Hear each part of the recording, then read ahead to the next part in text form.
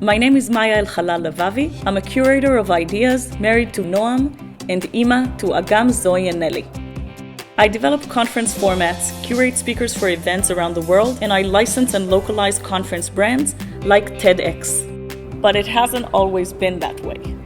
When I just started my entrepreneurial career, I began to realize the importance of giving a good pitch to a room or to a large audience.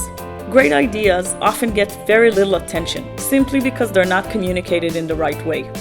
Even though I understood this, there was one small problem. I had acute stage fright. When I was somewhere between my second and third startup, I was invited by the Dean of Computer Science to give a short speech at the graduation ceremony. Without any hesitation, I agreed because there was nothing to it in my mind.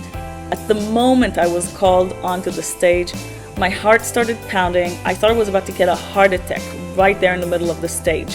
My knees and hands were shaking, my voice was trembling. I felt a total loss of control. It felt as if I was locked inside a glass jar, disconnected, but part of me was still reading words off my cue cards. I remember getting off the stage, pretty shocked by the way that my body suddenly decided to betray me, and I just rushed home without talking to anyone.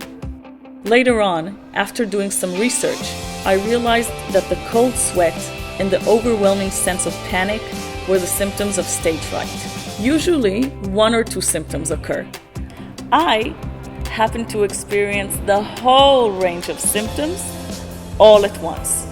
I knew that if I wanted to do something of meaningful impact, I would have to resolve this issue and fast. Shimon, the same dean that invited me to give the talk, now invited me to teach a course together, and it was scheduled to start in 4 months. Now I had a goal and I had a deadline. I was pretty ashamed of this fear, so I kept it to myself and decided to conquer it in the way that I felt most comfortable. I read any and every book that I could find on the subject. That's when I came across a self-published book called In the Spotlight. One point in the book was surprisingly helpful. It said, "The audience usually don't travel all the way wishing you would fail. Most of the time, they come because they want to enjoy and to learn." The deadline to teach the course arrived. I stood in front of the class, still anxious, but this time I focused on the ideas and how it may help the students. Even though I wasn't amazing, I wasn't all that bad either, and I got better from one class to the next. They say that nothing is more powerful than an idea whose time has come, but I know today that it's the combination of a good idea and a good presentation that makes the difference.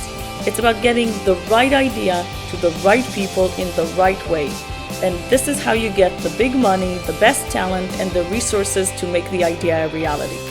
I sometimes still get butterflies before I get on a stage, so I remind myself, it's not about me, it's about the idea and how it may help other people.